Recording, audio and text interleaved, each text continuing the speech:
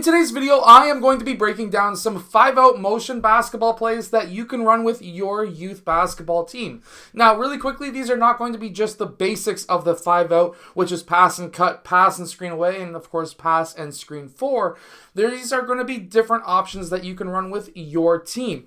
Really quickly, if you want to get the complete guide to the 5-out basketball offense, make sure to go check out the link that is down in the description below so that you can get different ideas for different plays as well. So let's get down, let's check this out. And if you want to know the app that I'm using in this video, it's down there as well. It's called the Playbook. So the 5-out offense, you're going to have 5 players on the perimeter. Now, I actually like the 5-out, especially with younger teams, because you're going to find that a lot of players are going to be all gathered up together like this. So by running a 5-out, you're teaching your team to spread the floor, and as a motion offense, it's the exact same movements over and over again. So in this first play, we're going to be looking to try and get that ball to the rim every single time. So one of the ways that we can do this is by having a down screen on this side and player 5 using that screen on that left side. At this time, we're going to have player 1 dribble towards this left side, and these two players are going to meet at this point. This is going to be a dribble handoff. So after this screen, this is going to be a dribble handoff here. They're going to hand off that ball, and then player 5, he is going to continue out towards the point. Meanwhile, player 2 is going to be rolling towards the basket, and player 1 is going to be popping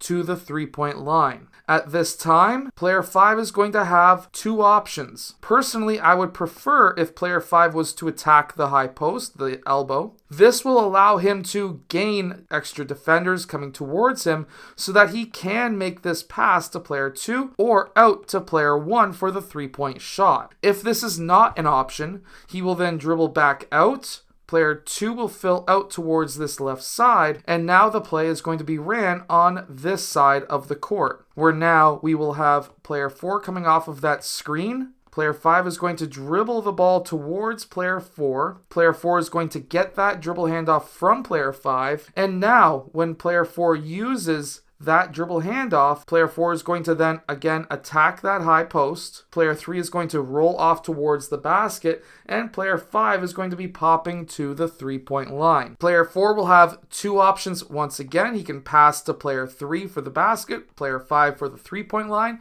Of course, there is also the option where he can score himself as well. If that's not an option, player 3 clears out. Player 4 dribbles back out, and this play is once again ran on the opposite side. One of the things that you're going to notice with this play is that you're passing that imaginary mid-court line multiple times. The reason why you would want to do this is going to allow you to beat lots of different types of defenses, including zones. So just by moving that ball from one side of the court to the other, you're going to be opening up a lot of gaps in the defense, which will allow you to attack, whether it be an attack down the middle of the key, as we're trying here, or by potentially opening up different cutters or different rollmen off of the screens, as we have seen so far. Another play that you can run inside of the 5-out, and it's a motion as well, is by having player 3 set a screen for player 1, and he can use that screen. This would be player 1 calling for the screen. He can now take that 3-point shot, that's an option, or he can hit player 3 as a roll man. After this happens, he's going to stay in the low post on the opposite side, creating the triangle, and now player 5 is going to run up if player 3 wasn't open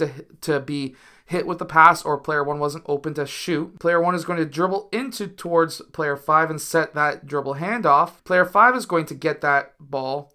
He is then going to dribble towards the top. Player 1 is going to roll towards the basket. Of course, if player 1 is open, he can hit him with a pass. If not, player 1 is then going to clear out. Player 2 is going to set that screen, and while this is all being ran up top up here, we want player 1 to move up towards the wing, and now we want player 3 to clear out. Now with this screen up top, we are then going to use that screen, dribble towards this side, potentially hit player 2 with a pass. If not, player 4 then moves up, again creating the triangle on the opposite side. We're going to set that dribble handoff, and then player 4 is going to be coming off of that screen. Player 5 again is going to roll. Now, the idea here, obviously we would like to see if player 4 can shoot it. He can also pass to player 5 for the roll, but if player 5 was to get that ball, a lot of the times, player 2's defender is going to drop off, and this can be another extra pass down to player 2 for the layup.